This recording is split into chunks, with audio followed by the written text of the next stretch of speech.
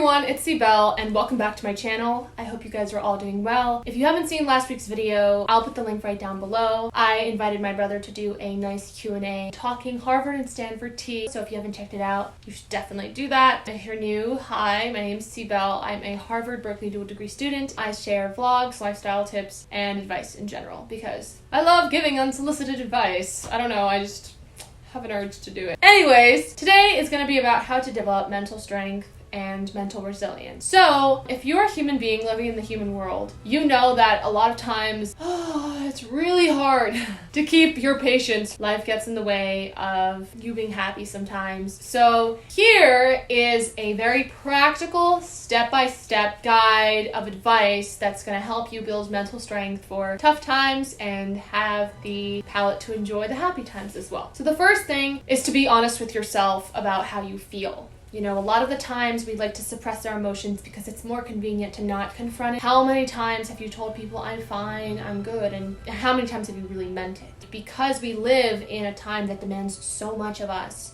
where we have to be productive all of the time, where we have to perform, that it's just easier for us to brush our emotions under the rug and accept them as not there. Well, I'm telling you, that is not a long-term solution to building mental strength. Mental strength is not pretending you're happy all the time. Mental strength is also being able to admit when you're not. First thing is to be honest about how you feel, because that's the only way you're going to overcome your obstacles. The second point I'd like to point out, write down your emotions. Because when you write something down, you're creating a distance between you and the thing itself. Is that emotion inside of me? Or am I just looking at something that I wrote down on a piece of paper? It really helps to scale down the gravity of what you feel. Writing it down is also a step to being able to recognize what exactly it is and pinpointing that emotion. I have a really practical exercise for you to do. It's called the onion technique. My mother taught me the onion technique.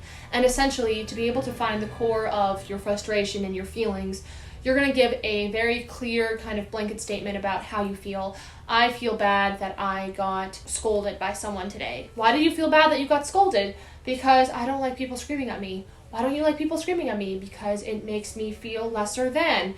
Why does it make you feel lesser than? Because I depend on validation from the external world and I'm usually used to receiving praise. And then you see how it gets clear and more clear as you go along as to what exactly is causing that negative emotion. And that is super, super important to being able to take the first step in a positive direction. Next step is to find an outlet to channel your frustration through. Sometimes we need a little escape, a little mental escape from the real world. Doing certain things will give us that escape. So maybe it's playing piano, maybe it's boxing, maybe it's, reading a poetry book, whatever it may be. Finding an outlet to channel your frustration into is an incredibly healthy and a lot of times reliable way to kind of center yourself again, find that inner peace again, and reestablish your center of power. The next step is to honestly just let it out. And I say this because we love to fake a smile. If you know that song by Ariana Grande, a fake smile. Basically that. All the frustration we hold in our body, if we don't find a way to let it out, the problem's gonna get worse and you're just gonna have implosive anger, right? And that's not a healthy way to cope with your emotions. It's much better to gradually let them out and diffuse whatever you may have rather than going crazy all at once. So when you let it out, it could be crying, it could be screaming, it could be hitting a punching bag. Maybe, hopefully, when you're in a private space, so you're not just like screaming in the middle of the yard. If you feel like doing that, you know what? Sometimes you just need to scream in public. I don't know your style. Healthy release of emotions. The next step, 1, 2, 3, 4, 5, is to go and do some physical activity. There's something to be said about the association between mind and body and how your body movement, your posture, what you're currently doing, if you're hunched or if your shoulders are back, allows your brain to kind of lean into certain emotions easier than others. If you're closed off, right, you're probably not going to feel very confident, but if you're walking with your shoulders back and your head is raised a little and you're walking in a stride, you're going to give yourself reason to feel better about yourself. Just in general, exercise, it helps you release endorphins, and endorphins are a happy chemical. Doing something like going on a walk, running, doing something that gives you that chemical release is going to help you kind of break through. If you're doing a high intensity physical exercise, a lot of times that discipline and that ability to persist through the pain of, I want to stop now, this is a lot of,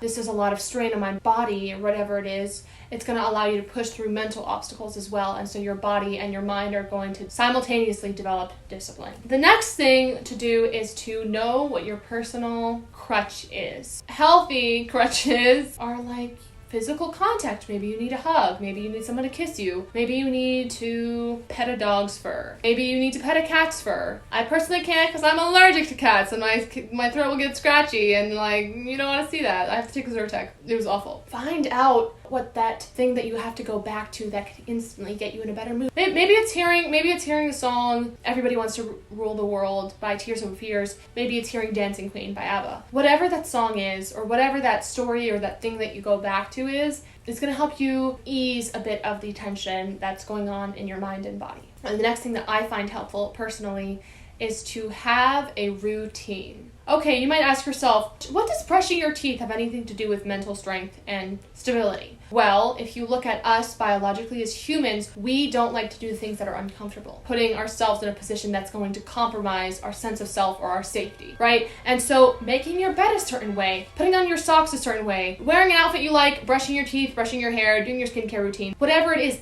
that is going to kind of give you something to prime your brain to do certain things in a certain order and say, okay, if I can do these simple small tasks, then I can conquer whatever seemingly large task it is if I just do it one step at a time. The next thing that I love to do is to have a mantra, a personal statement, or affirmation. All of these are really important and critical to developing a strong sense of self. And so my personal mantra is, regardless of what obstacles are standing in my way, I will prevail at the end of the day. Knowing that regardless of how much work or stress, regardless of how many problems I seem to have in this present moment, I know that soon enough it will mean nothing. It was just a circumstance that means nothing in the very, significant and beautiful life that I will lead ahead, right? And so when you help put things into perspective, you make yourself stand bigger than the problem. I mean, you make the problem bigger than you. It's like, for us, having a monster, having Bigfoot, and you're a measly little human. I need you to realize the problem is, it's an ant, it's a fly, in comparison to all the other things you're gonna get to experience in your life. It's really just a small hurdle.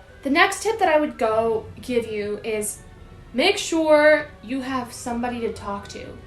Somebody to depend upon. So whether that's a parent or a guardian or a best friend or a mentor or a teacher, I think it's really hard to kind of face whatever obstacle we're going through alone, and it helps a lot when you can just talk about it. You can just let it out and just be honest about it. You want a friend who's not the kind of friend who's like, oh, how are you doing today? And doesn't really listen to the answer and then goes, oh yeah, the weather is good, blah, blah, blah. Small talk has its place, okay? When you're talking about really building mental strength, improving your mental health, and having an outlet to channel that through, you want someone who's actually going to listen. You want somebody who's actually going to be able to tell you, oh my God, you just lied to me when you said that you were okay today. What's wrong? You don't need 20 people to be able to do that. You need 3, 2, maybe if it's just one person to be able to see you, to really see you. My last tip is remember your end purpose, remember your why. This is probably the thing that I have emphasized the most in all my videos. Remember why. Why are you busting your butt so hard for a degree? Why are you getting up every morning? Maybe not to do something that you don't like, maybe work that you don't like, whatever it is.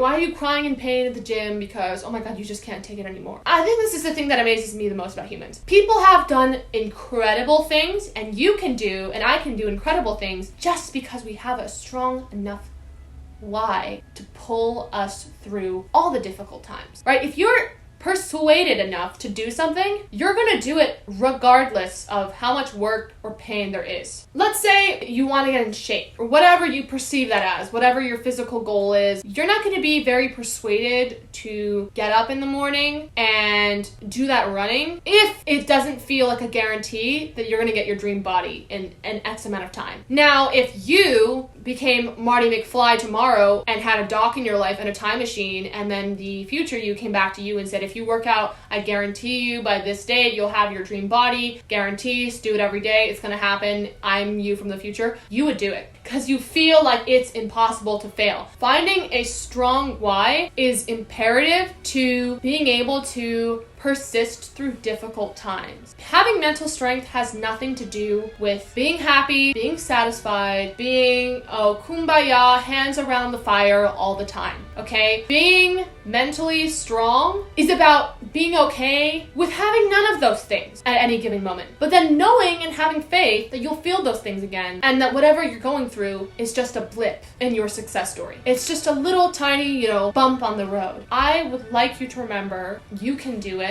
You can be strong, but that you also have the permission to be weak and to be vulnerable. And I give myself permission to do that every day, and I am still working on it. But these are the tips that have helped me at school. When I was busting my butt to study alone, I was getting sick a lot of the times because I was not sleeping enough, and sometimes my diet wasn't very good. But the thing that kept me going is, the knowledge that I can get through it. I'm a boss this shit. You know what I mean? Because you can do it. Okay? You can freaking do it. I know you can. Why else would you be watching this video if there wasn't something inside of you that knew that you could prevail and persist at the end of the day? But I'm giving you permission to be proactive about your life and to do the work that you don't necessarily want to do, the inner work that you don't necessarily want to do to get where you want to be. Thank you so much for watching this video. If you really enjoyed my video today or my content in general, you can subscribe and click the notification bell below if you want to have inspiring, entertaining, and funny videos every single week. And I hope you guys all have a wonderful day, a wonderful week, a wonderful life, and get mentally strong.